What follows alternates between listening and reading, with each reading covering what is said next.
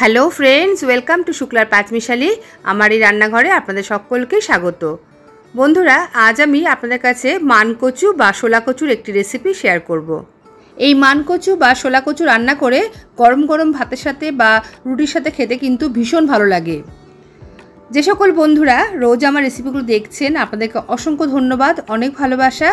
আপনারা আমার সঙ্গে থাকবেন। তাহলে চলুন আমি রেসিপিটা শুরু করি। বন্ধুরা, আমি এখানে প্রায় 600 গ্রাম ওজনের একটা মানকচু বা শোলা কচু নিয়েছি।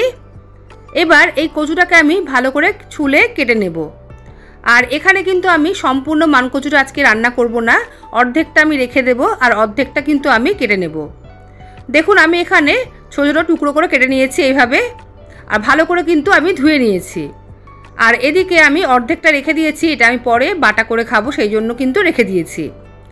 এবার এই মানকচুগুলোকে আমি ভালো করে সেদ্ধ করে নেব। সেই জন্য একটা ছোট্ট সসপ্যানের মধ্যে আমি কিছুটা গরম জল করতে বসিয়েছি। এবার এই জলের মধ্যে দিয়ে দিলাম খুব সামান্য একটু নুন, আর দিয়ে দিলাম সামান্য একটু হলুদ। নুন আর হলুদ দেওয়ার পরে এবার কেটে রাখা কচুগুলো আমি এর মধ্যে দিয়ে দেব। কচুগুলো দেওয়ার পর ভালো করে কিন্তু সিদ্ধ করে নিতে হবে। প্রায় 70% মতো কিন্তু সেদ্ধ করে নিতে হবে।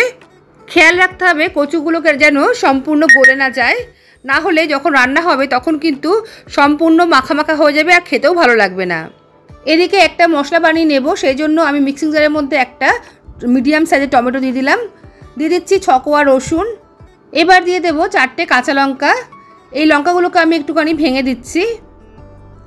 আর দিয়ে দেবো এখানে 1 ইঞ্চি মতো আদা টুকরো করে। এবার সব উপকরণগুলো কিন্তু আমি ভালো করে একটা পেস্ট বানিয়ে নেব। এদিকে কড়াই বসিয়ে দিয়েছি, আর কড়াইতে আমি 1 টেবিল চামচ মতো সর্ষের তেল দিয়ে দিলাম। তেলটা ভালো করে গরম হয়ে গেলে এবার আমি সিদ্ধ করে রাখা কচুগুলো দিয়ে দেব। সেদ্ধ কচুগুলো দেওয়ার পরে আমি 2 থেকে 3 মিনিট ভালো করে একটুখানি ভেজে নেব। কচু এভাবে ভেজে নিয়ে রান্না করলে কিন্তু খেতে খুব ভালো লাগে। বন্ধুরা, আজকের রেসিপিটা দেখার পর আপনাদের যদি ভালো লেগে থাকে অবশ্যই লাইক কমেন্ট করবেন, শেয়ার করবেন, আর আমার চ্যানেলটি সাবস্ক্রাইব করে আমার পাশে থাকবেন। পাশে থাকা বেল বাটনটা অবশ্যই ক্লিক করবেন, সঙ্গে অল বাটনটাও ক্লিক করবেন, তাহলে যখন নতুন কোনো রেসিপি আমি আপলোড করব সবার আগে আপনার কাছে নোটিফিকেশান পৌঁছে যাবে। দেখুন, কচুগুলো ভাজা হয়ে গেছে, আমি তুলে নিয়েছি। এবার আমি কড়াইতে আবারও 1 টেবিল চামচ মতো সর্ষের তেল দিয়ে দিলাম। এবার তেল গরম হয়ে গেলে আমি এর মধ্যে দিয়ে দিলাম কেটে রাখা আলু। আমি এখানে একটা বড় সাইজের আলু টুকরো টুকরো করে কেটে নিয়েছি। দিয়ে দিলাম সামান্য একটু নুন আর সামান্য একটুখানি হলুদ। নুন আর হলুদ দিয়ে আলুগুলোকে কিন্তু একটু লাল লাল করে ভেজে নেব। আর এই সময় কিন্তু আমি গ্যাসের ফ্লেমটা একদম আস্তে রেখেছি। গ্যাসের ফ্লেমটা একদম আস্তে রেখে আলুগুলো কিন্তু ভালো করে ভেজে নেব। দেখুন, আলুগুলো কিন্তু আমার লাল লাল করে ভাজা হয়ে গেছে। এবার আমি তুলে নিচ্ছি।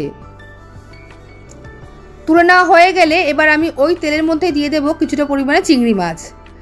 এখানে আমি চিংড়ি মাছগুলো আগে থেকে কেটে বেছে ধুয়ে নিয়েছি আর ভালো করে নুন হলুদ মাখিয়ে নিয়েছি।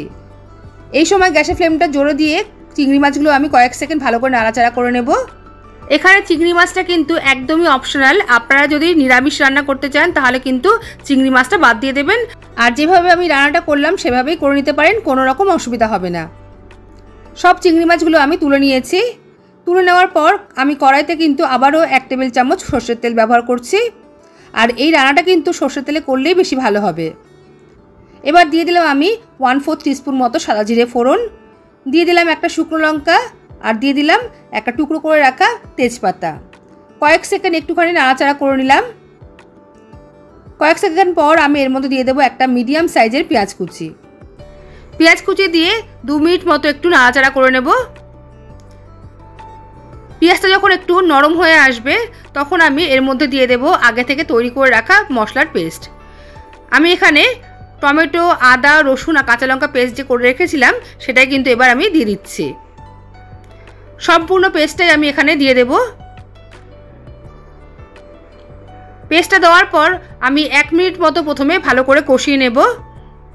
বন্ধুরা, আপনাদের সাপোর্ট ছাড়া কিন্তু আমি এগোতে পারবো না, তো আপনারা আমার পাশে থাকবেন, একটু সাপোর্ট করবেন, তাহলে আমি এগিয়ে যেতে পারবো। দেখুন, আমি এখানে 1 মিনিট মতো ভালো করে মশলা কষিয়ে নিয়েছি। এবার দিয়ে দিচ্ছি আমি 1/4 টিস্পুন মতো ধনের গুঁড়ো। দিয়ে দিলাম 1/4 টিস্পুন মতো জিরের গুঁড়ো।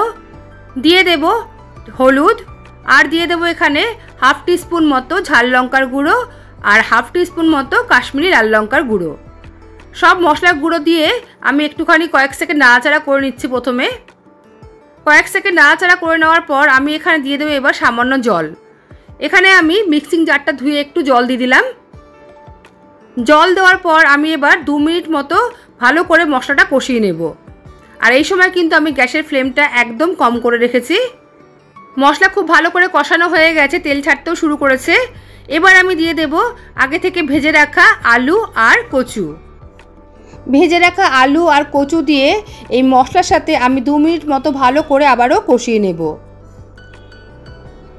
বন্ধুরা, আপনারা একবার হলেও এই রেসিপিটা বাড়িতে ট্রাই করে দেখবেন, ভীষণ ভালো খেতে হয়। দেখুন খুব ভালো করে কিন্তু কষানো হয়ে গেছে। এবার আমি দিয়ে দেব পরিমাণ মতো জল। জলের পরিমাণটা একটু বেশি দিলে ভালো হয়, কারণ রান্না হয়ে গেলে কিন্তু যখন ঠান্ডা হয়ে যাবে তখন কিন্তু ঝোলটা অনেকটাই শুকনো মাখা মাখা হয়ে যায়। এবার আমি দিয়ে দিলাম স্বাদ মতো নুন। নুন দিয়ে আবারও একটু আমি নাড়াচাড়া করে দেব। একটু নাড়িয়ে দিয়ে এবার আমি 3 থেকে 4 মিনিটের জন্য ঢাকা দিয়ে দেব, যাতে ঝোলটা ভালো করে ফুটে যায়। 3-4 মিনিট পর আমি ঢাকাটা খুললাম। দেখুন ঝোলটা কিন্তু ভালো করে ফুটে গেছে। এবার আমি দিয়ে দেব আগে থেকে ভেজে রাখা চিংড়ি মাছ। সব চিংড়িগুলো দিয়ে আবার একটু আমি নাড়িয়ে দেব। নাড়িয়ে দিয়ে এবার আমি 6 থেকে 7 মিনিটের জন্য ঢাকা দিয়ে রান্নাটা করব। আর এই সময় আমি গ্যাসের ফ্লেমটা লো টু মিডিয়ামে রেখে দিয়েছি। প্রায় 7 মিনিট পর আমি ঢাকাটা খুললাম। রান্নাটা কিন্তু আমার প্রায় হয়ে গেছে। ঝোলটা কিন্তু আমি এই রকমই রাখবো, কারণ এরপরে কিন্তু এটা অনেকটাই টেনে যাবে। আলুও কিন্তু খুব ভালো করে সেদ্ধ হয়ে গেছে। এবার আমি এর মধ্যে দিয়ে দেব স্বাদ মতো চিনি। আমি এখানে হাফ টিস্পুন মতো চিনি ব্যবহার করলাম। চিনি দিয়ে একটুখানি নাড়িয়ে দিলাম। আর সবার শেষে এবার আমি দিয়ে দেব 1/4 টিস্পুন মতো গরম মশলার গুঁড়ো। গরম মশলার গুঁড়ো দিয়ে আবার একটু নাড়িয়ে দিলাম।